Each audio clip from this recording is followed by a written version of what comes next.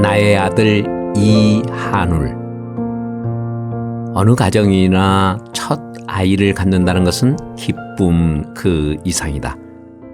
그 당시 남자들도 30세 이전에 결혼을 했는데 40세가 다 된 남편이 첫 아이를 가졌으니 기대가 대단했다.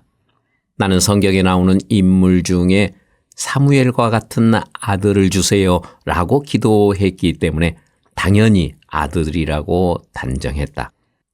태몽이라면 사람들은 용꿈을 꾸었다고 하는데 나는 몇 번의 꿈에서도 호랑이가 버스 창문으로 뚫고 들어와 내 품에 안기거나 커다란 짐승이 치마 속으로 들어왔다. 유도분만을 하자는 의사의 권유로 입원하면서 책을 들고 갔다. 간호사는 책 가지고 오는 엄마는 처음 본다고 했다. 몇 시간 후 진통이 오는가 했는데 출혈이 있다고 의료진이 왁자지껄 대더니 흡입 마취를 시키면서 수술실로 옮겨졌다. 정신이 드니 간호사가 아들이에요 라고 했다. 얘기가 어떻게 나왔는지 기억이 없는 나는 결혼 반지가 그대로 내 손가락에 있는 것만 확인했다. 나는 당연해서 무표정했는지 간호사는 아들이라는데 이렇게 무덤덤한 엄마는 처음이라고 했다. 그 당시는 아들이 최고여서 너도 나도 아들을 낳아야 했고 딸만 있으면 주눅이 들던 때였다. 한울은 하늘의 옛말이고 한없이 넓은 울타리라는 의미도 있다. 한문으로 표기되지 않는 우리말로 이름을 짓는 사람도 드물었고 한울이라는 이름을 가진 사람도 보지 못했다. 요사이 한울이라는 상표를 많이 사용하는 것을 보면 좋기는 좋은가 보다. 그만큼 아들에 대한 꿈이 컸었다. 3일 만에 아이를 품어봤다. 퇴원 후 아들의 머리 한쪽에 약간 튀어나온 혹 같은 것이 있어서 누르면 들어가고 손을 떼면 다시 나왔다. 감자분만 씨에 눌린 자국 같다고 했다. 아이가 늦되었는데도 나는 감지하지 못했다. 장애아를 가진 여느 부모처럼 나도 인정하기를 거부했던 것 같다. 그 당시에는 우량아 대회라는 것이 있어서 내 아들도 이 대회에 나가봐야 하나 착각할 정도였다. 남편은 전주로 발령나고 전셋집 정리를 못한 나는 아들과 청주에 남아 있었다.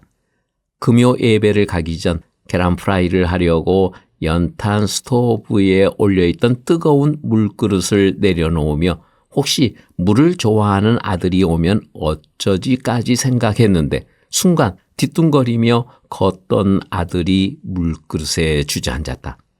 남편은 항상 뜨거운 물 조심하라고 말했었다.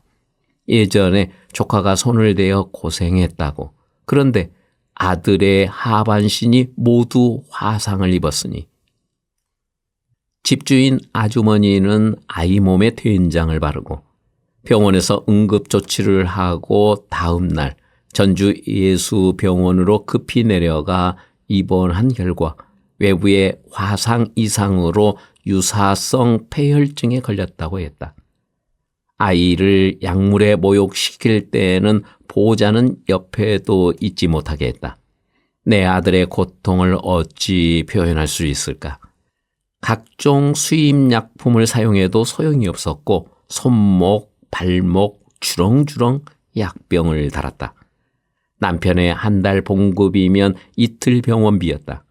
결국 인턴인가 하는 젊은 의사가 가망이 없다고 말했다.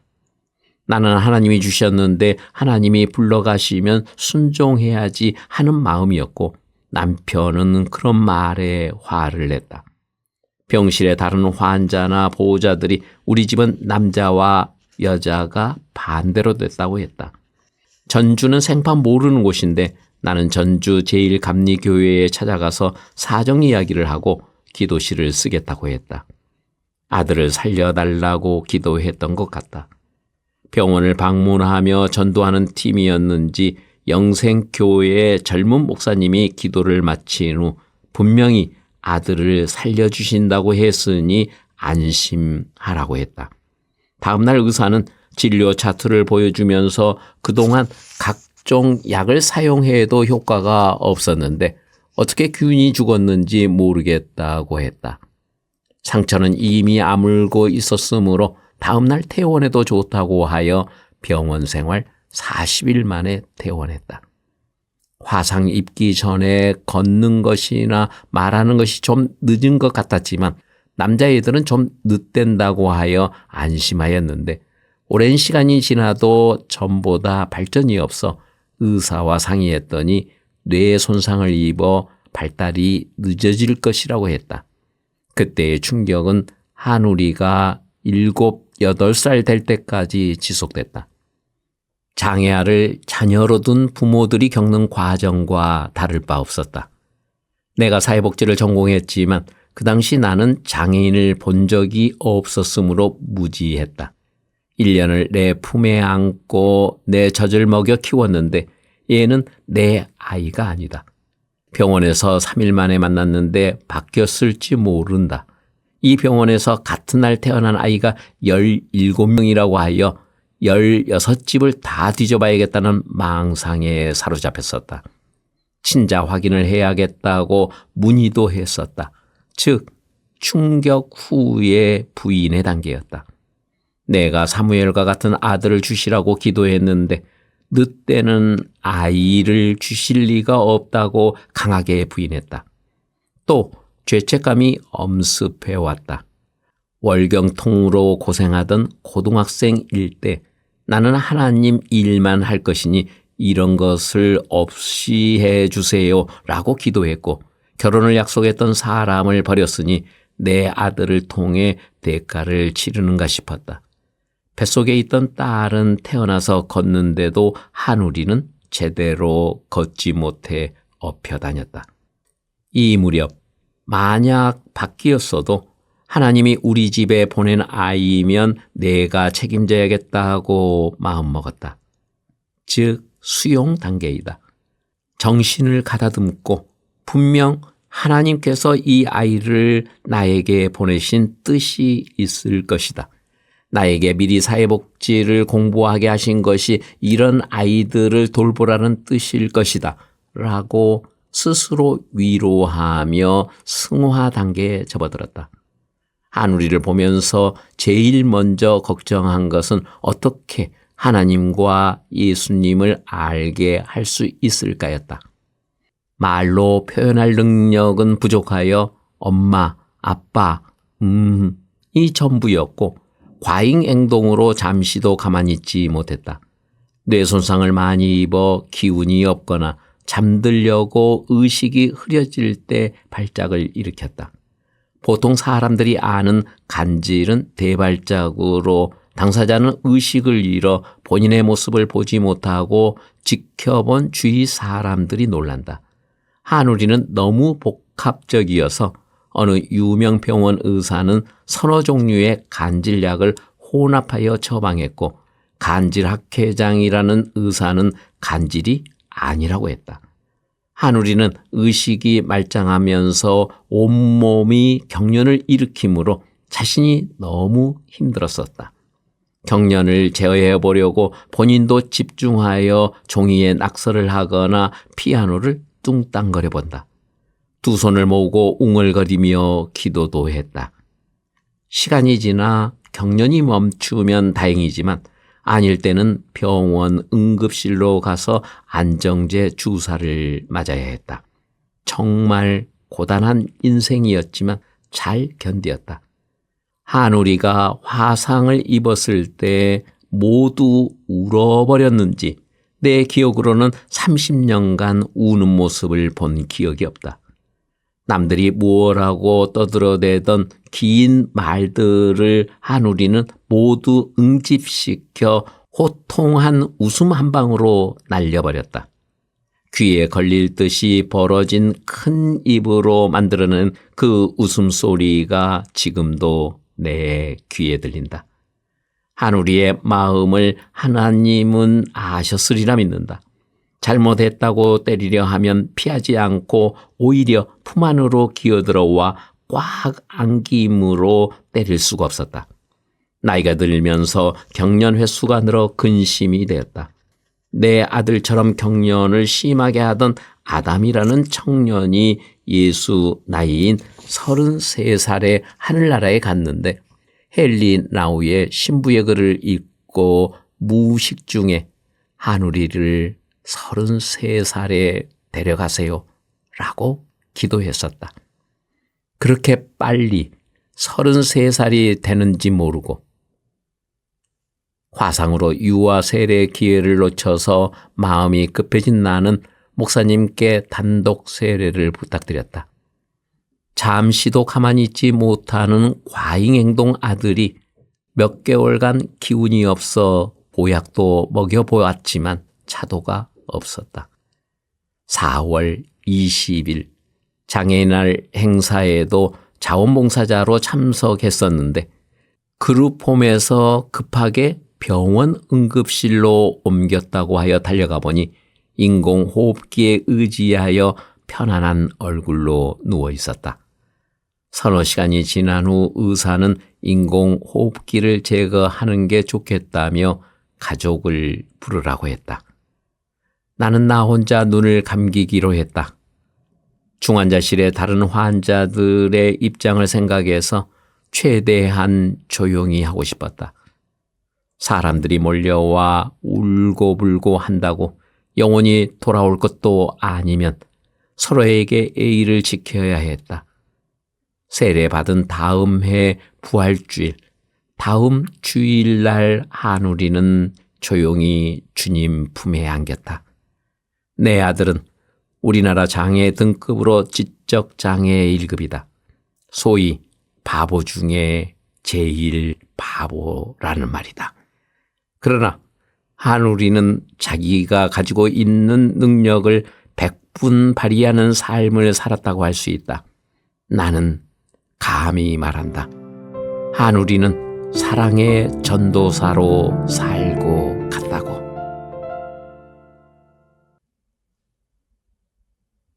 나의 딸 이한나.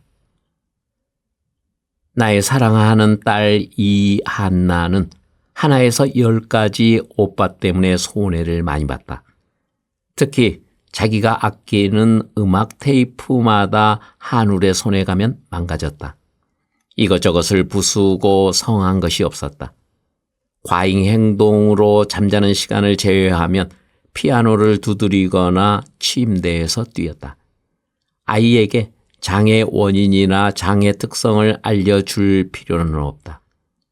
나는 한나가 알아들을 수 있는 범위에서 설명했다. 한나야, 하나님께서 한나에게는 침대에 가만히 누워서도 보고 싶은 친구 생각도 하고 책상에 앉아 읽고 싶은 책도 많이 읽을 수 있는데 오빠는 그럴 수가 없어서 몸을 많이 움직이는 거야. 하나님은 오빠에게 30을 주셨고 한나에게는 130을 주셨어. 그런데 오빠가 30개를 하는 것과 한나가 130개를 하는 것이 똑같은 거야. 요 다음에 천국에 가면 하나님이 물어보실 거야. 한나야, 너는 130개를 다 했니? 하고 한나는 잘 알아들었다고 더 이상 오빠에 대한 불평이 없었다. 다리가 부러져야. 삼육재활원생들은 대부분 지능에 문제가 없는 지체장애인이었다. 나름대로 별별 소리를 다하며 직원들을 자기네들 때문에 밥 벌어먹는다는 태도를 보이는 원생도 있었다.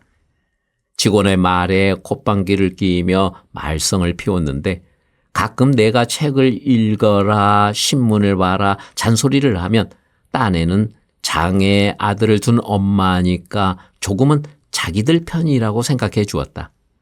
그런데 몇몇 직원들과 함께 특수교사 검정고시 준비를 하느라고 급히 달려가다가 내 다리가 부러졌다. 그동안 나와 잘 지냈던 원생들도 입원실에 찾아와 내 모습을 보고서야 좀 더 마음을 주었다. 한쪽 다리를 깁스하고 양쪽 목발을 짚고 택시 잡는 일도 보통이 아니었다. 그동안 장애인 입장에서 이야기해왔던 나도 이런 불편을 모르고 있었다.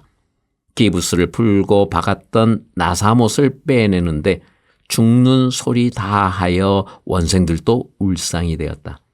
그 다음이 더 문제였다.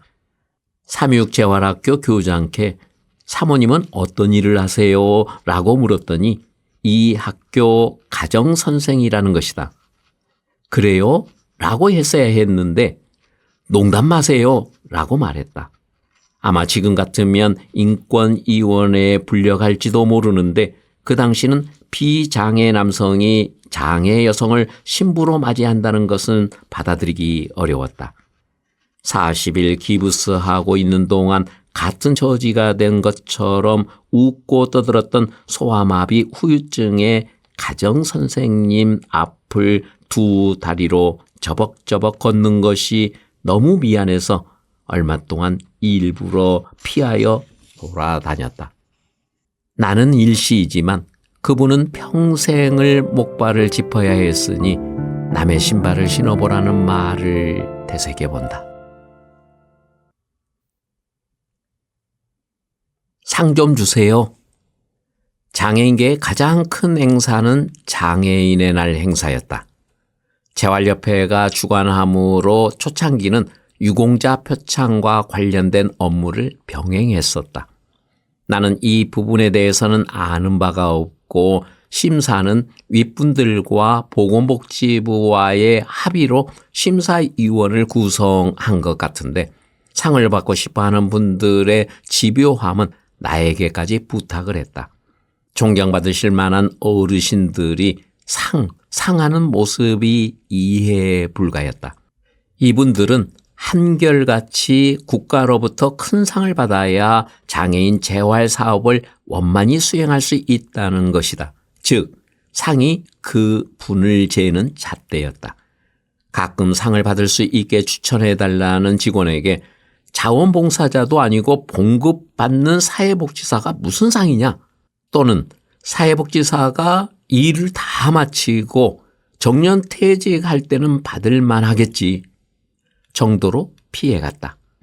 세월이 흘러 내 나이가 많아지니 관장님, 작은 상을 받은 경력이 있어야 큰 상을 받을 수 있어요 라고 꼬드겨도 끄떡하지 않았다. 김용일 교수께서 한국사회복지사협회 회장일 때 나도 부회장 중에 한 명이었는데 부회장 중에 훈장을 받지 않는 분이 한 분도 없으니 추천하겠다고 했지만 정년대로 거절했다. 이런 나의 기준도 내가 회갑쯤일 때 결국 복지관 재위탁심사에 국가로부터 수상 경력이 있을 때 가점이라는 항목에 무너졌다. 부끄러운 편견. 미국 가기 전 처리해야 할 일을 한다고 혼자 밤늦게 퇴근하는데 뒤따라오던 남자가 내 손목시계가 땅에 떨어질 정도로 내 팔을 낚아챘다. 미국 가면 나 같은 작은 동양 여자는 우락부락한 흑인들이 낚아채갈지도 모른다고 놀려주었다. 주일이 되어 사회학 교수는 한인교회에 데려다 주면서 끝날 때 데리러 오겠다고 했는데 차창 밖으로 유심히 길을 익힌 나는 혼자 찾아갈 수 있으니 오지 말라고 했다. 내가 특이하게 본 무덤이 있는 교회를 지나서 자신 있게 돌아간 주택가에는 담이 없는 집집마다 주일이라 그런지 흑인들이 잔디밭에 나와 앉아 있었다. 내가 지나가니 휘파람을 불며 무엇라고 떠들어댔다. 흑인들이 잡아갈지 모른다더니 이게 웬일인가. 너무 당황했지만 태연한 척하며 뒤돌아 나가면 길을 잃은 것이 분명하다고 생각하고 해칠지 모르니 옆길로 돌아가면 될 것이라고 계산했다. 옆길로 가니 커다란 슈퍼마켓이 나타났다. 저곳으로 피하면 되겠구나 싶어 쑥 들어섰는데 앞불사 모두 까만 사람이었다. 내 모습이 어떠했는지 저쪽 한 구석에 창살 속에 들어있는 백인 남자가 들어오라고 손짓을 했다. 안심이 되어 눈물이 났다. 사정 이야기를 듣고 이 백인이 사회학과 교수에게 전화를 해 나를 데리러 왔다. 흑인에 대한 나의 편견을 깨려고 그분은 열심히 설명했다. 어린아이도 아니고 명색이 사회복지사라는 내가, 더욱이 장애인에 대한 인식 제고를 위해 일한다는 내가 너무 부끄러웠다. 흑인과 접촉해 본 경험이 없기 때문에 막연한 편견을 가진 것이었다. 왜 하얀 사람은 무섭지 않고 우월한가? 장애인을 가까이 하는데 왜 부담을 갖는가? 고기도 먹어본 사람이 즐겨 먹는다고 하듯이 보통 사람들도 장애인과 접하는 기회를 많이 가져봐야 한다. 인형은 모두 흰둥이여야? 장애인의 재활과 복지에 있어서 의료, 교육, 직업, 어느 것 하나 중요하지 않는 것이 없지만 가장 중요한 것은 비장애인의 장애인에 대한 인식 개선이다. 굳어진 어른의 사고를 바꾸기보다 비용, 효과 면에서 유연한 아이들에게 장애 친구와 접촉을 늘려주는 것이 유리하다. 따라서 유치원이나 어린이집에 있는 아동들이 쉽게 접하는 장애 관련 교육 도구를 개발, 보급하기 위해 사회복지공동모금회의 지원과 우리 재단의 지원으로 사업을 진행했다.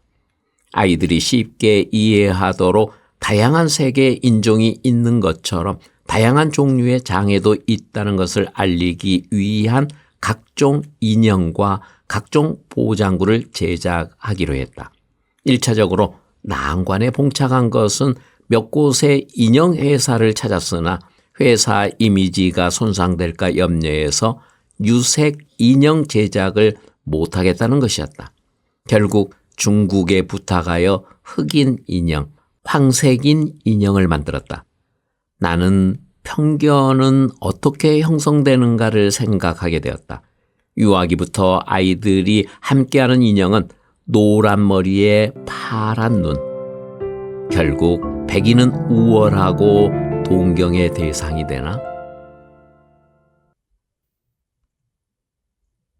방울이를 보내며 어린 아들의 성화에 강아지를 기르던 분이 더 이상 기를 수 없어 새 주인을 찾는다며 나에게 데려왔다. 4개월. 이름은 방울이란다. 우리 복지관이 개관하던 해였다. 앙증맞게 예쁜 요크셔이다. 그런데 첫날부터 말썽이었다. 화장대, 장식장 할 거 없이 긁어대고 전화기선, 전자제품 선을 물어뜯어 감당이 되지 않았다. 도로 돌려보내야겠다고 마음먹었는데 순간 입양되었다가 짐짝처럼 다시 돌아오는 아이들이 떠올랐다. 내가 맡겠다고 했으면 내가 책임을 져야 한다. 좋을 때만 호호대고 싫으면 가차없이 버리는 짓을 하지 말자. 아들 이름 한울인데 내가 지어준 이름도 아니고 나에게 올 때 방울이라 이름 지어진 강아지가 한울의 동생처럼 왔으니 이 또한 인연이다. 생명 있는 꽃들을 자기네 마음대로 꺾어 꽃꽂이라고 장식하고 기분 좋아하다가 시들면 쓰레기 봉투에 쑤셔 넣는 행위가 마음에 걸려 시든 꽃다발 흰 종이에 둘둘 말아버리며 조금은 마음을 가볍게 했던 내가 방울이가 성가신 일을 해도 보내지 않겠다고 결정했다. 어머님을 만날 때 강아지 자랑을 하면 영혼 없는 개에게 정상이냐? 그 돈으로 어려운 노인들을 돌봐라. 13년을 우리 옆에 있다가 암으로 기력이 쇠하여 안락사를 택한 나는 정말 가족을 잃은 기분이었다. 하누리를 보내고 두 번째 맞는 슬픔이었다. 더 이상 생명이 있는 것을 옆에 두고 싶지 않았다. 그런데 남편이 하얀 조그만 강아지가 있으면 좋겠다고 했다. 우리보다 오래 살지도 모를 예삐를 데려오면서 걱정도 되지만 방울이가 그동안 무료한 남편에게 필요한 존재였음을 생각하게 되었다. 분수는 누가 정하는가? 나는 스스로 내 분수를 알고 산다고 생각한다. 그래서 우물안 개구리처럼 살아도 만족하나 보다. 즉, 도전 정신이 부족해서 발전을 못한다고 할 수 있다. 노숙자를 위한 사업을 전개하는 복지관의 부탁으로 우리 복지관에서 잡일을 거들던 분이 떠나야 할 시기에 주민등록도 없으니 갈 곳을 못 정해 고심함으로 수소문하여 내가 보증을 서고 숙식이 제공되는 음식점에서 불판 닦는 일을 하게 되었다. 서너 달 만에 힘들어 못한다고 떠나 소식 없더니 화진 화장품에서 판매하는 고가 기계를 들고 왔다. 세상 물정을 몰라도 부잣집 여성이나 사용할 물건을 꾀째째한 몰골로 들고 다닐 생각을 했는지 200만 원을 갚아야 그곳을 나올 수 있다고 해서 주었더니 얼마 만에 100만 원을 갚았다. 무소식이 희소식이라더니 공사 현장에서 낙상하여 병원에 있다고 연락이 와서 만나 앞으로 살아갈 계획을 이야기하라고 하니 산재 나이롱 환자들이 외출이 자유로워 공인중개사 시험 준비를 했으면 한다고. 김 씨가 운전도 잘하고 무엇이든 잘 수선하니 오히려 냉난방 관리 자격을 따면 관리인 취업이 좋을 것 같다고. 결국 자기 결정권을 행사하도록 해야 하나? 지금도 가끔 전화를 준다.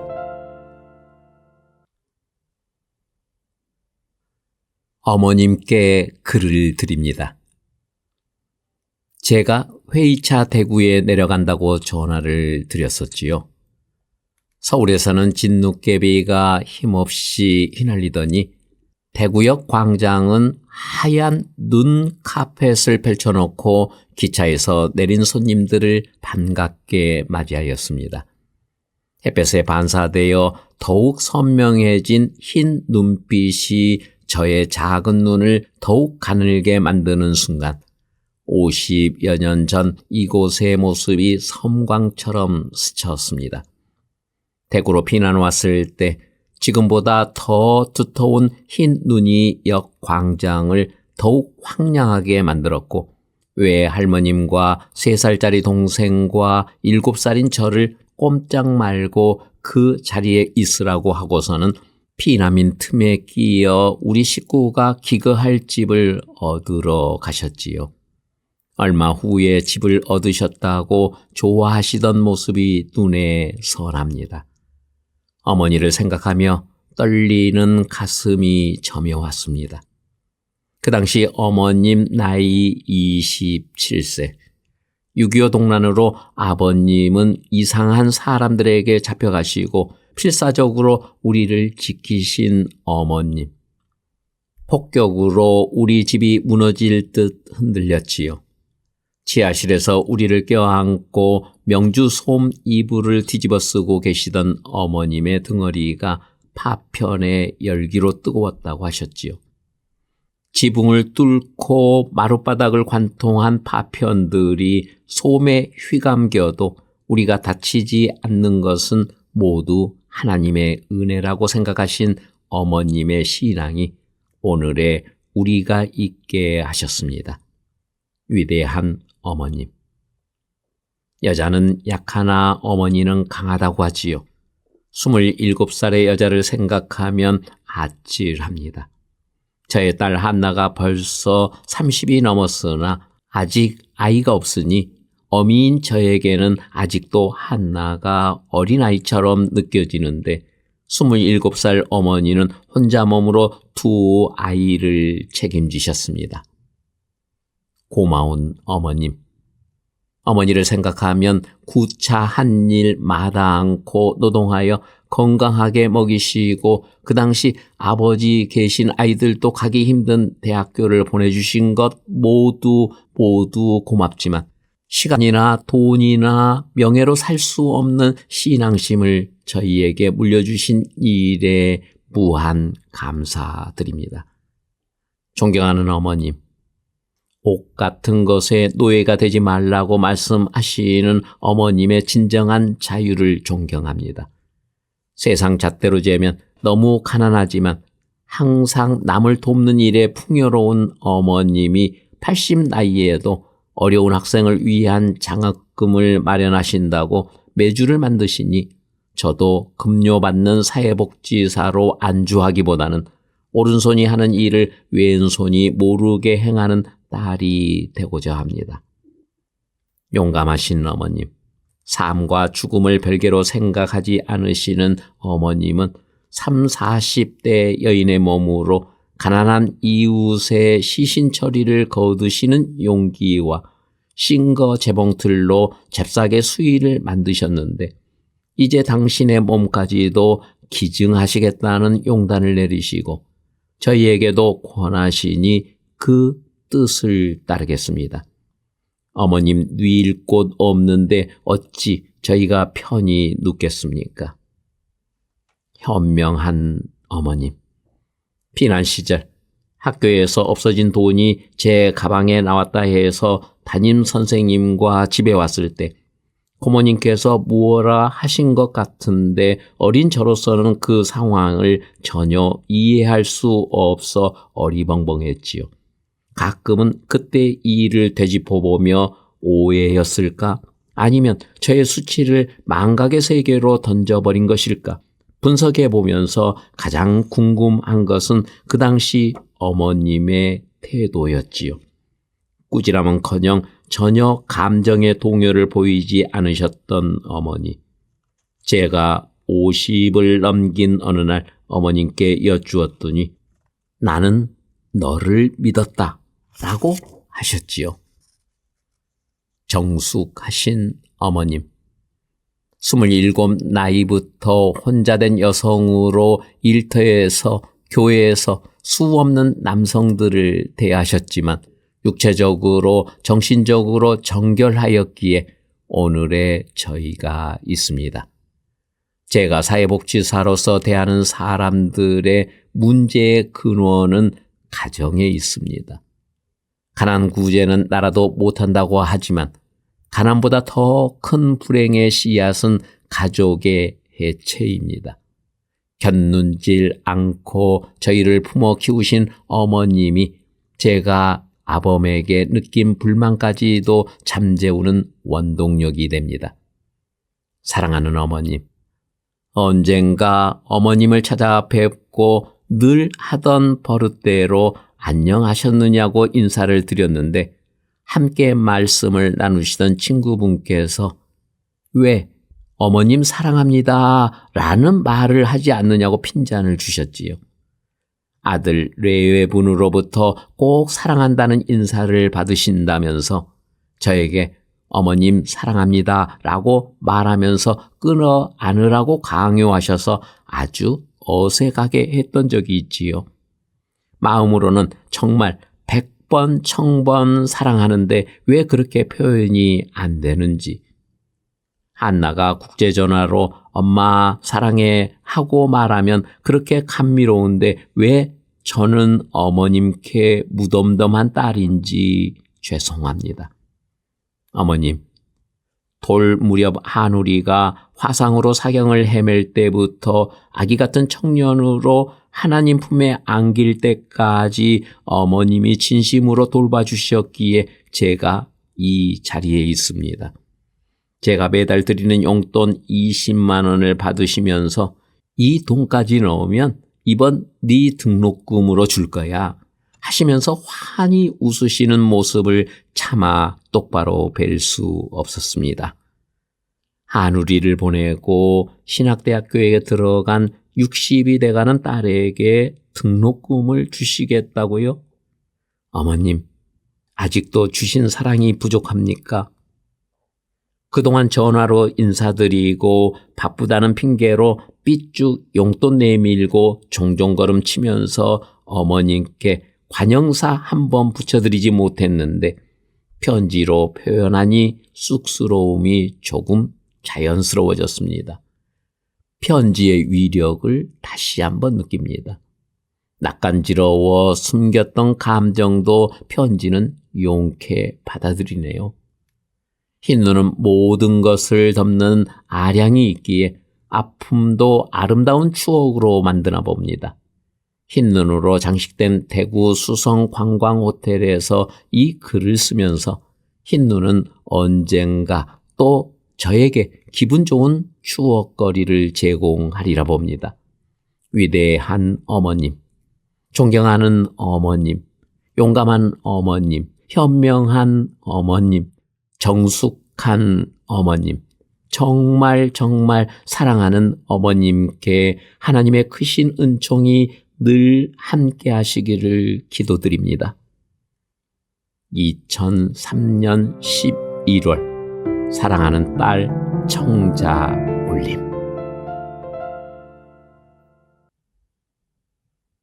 안녕하세요. 책 읽어드리는 집사 백종환입니다. 오늘은 낭독하는 책 표지처럼 마치 봄의 향기처럼 다가온 책, 그분의 뜻을 따라였습니다. 40년을 사회복지 분야에 몸담아오시다 2012년 현직을 떠나시며 그동안의 발자취를 정리한 이른바 자서전이었습니다.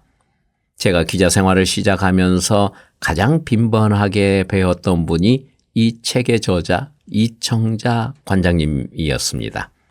당시는 서울 남부장애자복지관 기획실장, 장애인이라는 용어가 없었던 시기였으니 1980년대였던 것입니다. 그리고 이 책을 낭독하는 2025년, 연 40여 년이 흘렀어도 이청자 관장님께서는 현장에서 후배들을 성원해 주시는 서포터 역할을 감당하고 계십니다. 이대 나온 여자로서, 사회복지사로서, 장애인 부모로서, 장애인 복지에 오솔길마저 없었던 당시 그 길을 개척해 오신 어르신임이 분명합니다. 개인적으로 누님이라 부르며 존경하는 분의 책을 낭독하게 되어 정말 기쁘기 그지없습니다. 언제나 건강을 기원하며 여러분들에게도 날마다 행복을 소망합니다. 고맙습니다.